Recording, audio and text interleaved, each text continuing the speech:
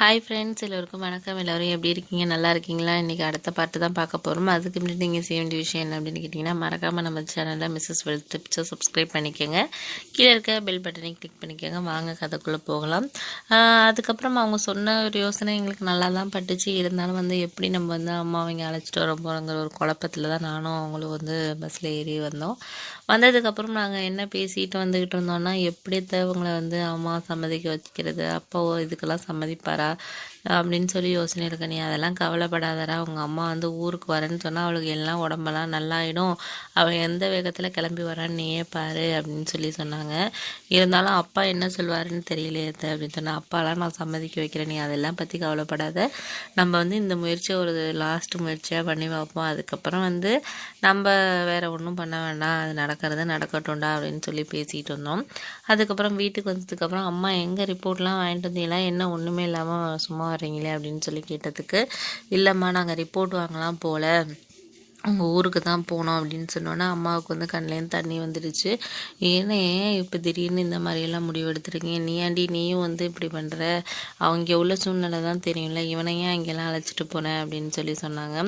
இல்லை, இவன் தான் என்கிட்ட ஒரு வாரமாகவே கேட்டுட்ருக்கான், இது மாதிரி உனக்கு உடம்பு முடியாமல் போனதுக்கு உங்கள் அண்ணனோட இருக்கிற கவலை தான் காரணம், அதனால தான் நீ இப்படி இருக்க, அதை மாற்றணும், அதனால் மாமாவோடலாம் அம்மாவை சேர்த்து வைக்கணும், நீ வந்தாண்டி என்கிட்ட ஒரு வாரமாக அழைச்சிட்டு போங்க, என்ன பண்ணுறது என்ன செய்கிறதுன்ட்டு என்னை போட்டு தொந்தரவு பண்ணி எடுத்துட்டான். வேறு வழி இல்லை, அவனும் ஆசைப்பட்றான் அப்படிங்கிறதுனால நானும் இங்கே அழைச்சிட்டு போனேன். அங்கே போயிட்டு இது மாதிரி அவங்கள பார்த்தோம், அந்த அத்தையை பார்த்தோன்னே அவங்க சொன்னாங்க, இது மாதிரி ஒரு யோசனை சொன்னாங்க, அதுக்கு நீ சரி வருவியாங்கிறதான் எனக்கு ஒன்றும் தெரியலடி இப்போதைக்கு அப்படின்னு சொல்கிறாங்க. என்ன சொன்னாங்க, அவங்க நல்லா இருக்காங்களா அவங்க அப்படின்லாம் கேட்டாங்க. எல்லாம் நல்லா இருக்கிறாங்க. அடுத்த வாரம் திருவிழா நடக்குதான், அதுக்கு ஒரு வாரம் ஊருக்கு ஒன்று வர சொல்கிறாங்க, அவங்க பிள்ளை வீடு பக்கத்துலேயே இருக்கான், அதில் தங்கிக்கலாம் அப்படின்னு சொல்லி சொல்கிறாங்க. நீ என்ன சொல்கிற அப்படின்னு சொல்லி கேட்டதுக்கு, எனக்கும் ஊருக்கெல்லாம் வரணும்னு ஆசையாக தான் இருக்குது, எத்தனை வருஷம் ஆகுது, எனக்கும் இங்கே உள்ளவங்களாம் பார்க்கணும், அண்ணன்லாம் பார்க்கணும், அவங்க பேசுகிறாங்களோ பேசல, இருந்தாலும் அவங்க இருக்கிற ஒரு இதில் பார்க்குறதுக்குனாச்சும் எனக்கு போகணுன்னு தான் ஆசை. ஆனால் இவன் என் வீட்டுக்காரர் என்ன சொல்வாருன்னு தெரியலடி, அதான் எனக்கு ஒரே குழப்பமாக இருக்குது அப்படின்னு சொல்லி சொன்னாங்க. அதுக்கு உடனே அவங்க நான் என்ன ஒன்றும் எனக்கு ஒன்றுமே புரியலை அப்படின்னு சொல்லிட்டு குழம்பிகிட்டு இருந்தா.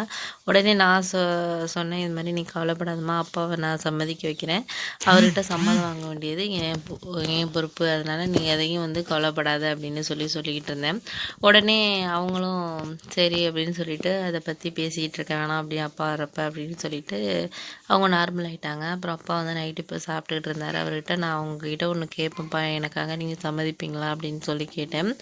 அதுக்கு என்னடா புதுசாக கேட்குறேன், நீ கேட்டு நான் எதே இல்லைன்னு சொல்லியிருக்கிறேன், என்னால் முடிஞ்ச அளவுக்கு நான் பண்ணிட்டு தானே இருக்கேன். இல்லைப்பா, அம்மாவும் நானும் அம்மாவோட சொந்த ஊருக்கு போகலான் இருக்கோம், அத்தை 3 பேரும் போகலான் இருக்கோம், நீங்கள் என்ன சொல்கிறீங்க அப்படின்னு கேட்டதுக்கு, இது சரியாக வருமாடா, அவளுக்கே ஏற்கனவே உடம்பு முடியாமல் இருக்கிறான், அங்கே போய் நாளைக்கு எதாச்சும் அவங்களுக்குள்ளே சண்டை ஆயிடுச்சுன்னா, அவளுக்கு இன்னும் ஏதாச்சும் பண்ணுச்சுன்னா என்ன பண்ணுறதுடா அப்படின்னு சொல்லி கேட்டாங்க. அதுக்கு அதெல்லாம் ஒன்றும் ஆகாது, நான் எல்லாத்தையும் பார்த்துக்கிறேன், அந்தளவுக்குலாம் பிரச்சனை ஆகலாம் விட மாட்டோப்பா அப்படின்னு சொல்லி பேசினோம்.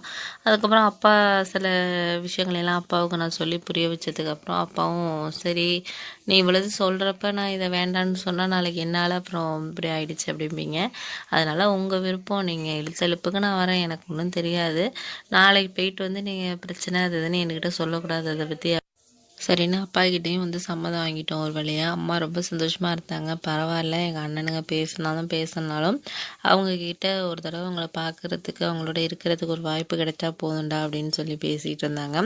எனக்கு ரொம்ப சந்தோஷமாக இருக்குது. இத்தனை நாளாக அம்மா இதுக்காக தான் அவங்க மனசுக்குள்ளேயே இந்த விஷயத்தை போட்டு குழப்பிகிட்டு இருந்திருக்காங்க. ஆனால் நம்ம இத்தனை வருஷம் அவங்களுக்கு என்ன தேவை என்ன வேணுங்கிறத நம்ம புரிஞ்சுக்கவே இல்லையே அப்படிங்கிறன்னு எனக்கு ரொம்ப குழப்பமாக இருந்துச்சு.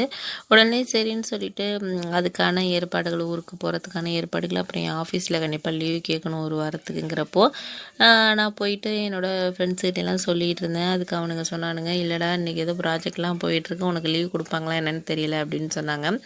அப்புறம் என்னோடய க்ளோஸ் ஃப்ரெண்ட் அந்த இடத்துல என்ன சொன்னான்னா, நீ பரவாயில்ல போயிட்டு வா, இவ்வளோ தூரம் நீ சொல்கிறப்ப கண்டிப்பாக அதில் ஏதாச்சும் ஒரு காரணம் இருக்கும், அதனால் நீ அதெல்லாம் தள்ளி போட வேணாம், நான் வேணா அவனோட வேலையை வந்து முடிச்சு கொடுக்குறேன், அதெல்லாம் ஒன்றும் கஷ்டம் இல்லை, 2 நாள் வந்து நான் கொஞ்சம் லேட்டாக போனால் கண்டிப்பாக முடிச்சிடலாம், அதெல்லாம் நீ ஒன்றும் ஃபீல் பண்ணாதடா, நான் பேசிக்கிறேன் நம்ம ஹெட்டுக்கிட்ட அப்படின்னு சொல்லி சொன்னான்.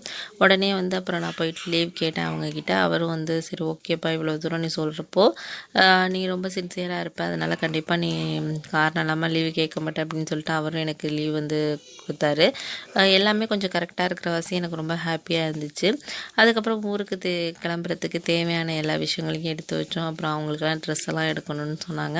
அப்படி வந்து அண்ணெல்லாம் என்கிட்ட பேசிட்டா அவங்களுக்கு நான் வந்து ஒரு ட்ரெஸ்ஸு கொடுக்கணுண்டா, புடவைலாம் எடுத்து கொடுக்கணும் அன்றைக்கி அப்படின்னு சொல்லி பேசிக்கிட்டு இருந்தாங்க. சரின்னு சொல்லிவிட்டு அம்மா அழைச்சிட்டு போயிட்டு அவங்களுக்கு தேவையான ட்ரெஸ் எல்லாம் வந்து நான் வாங்கி கொடுத்தேன்.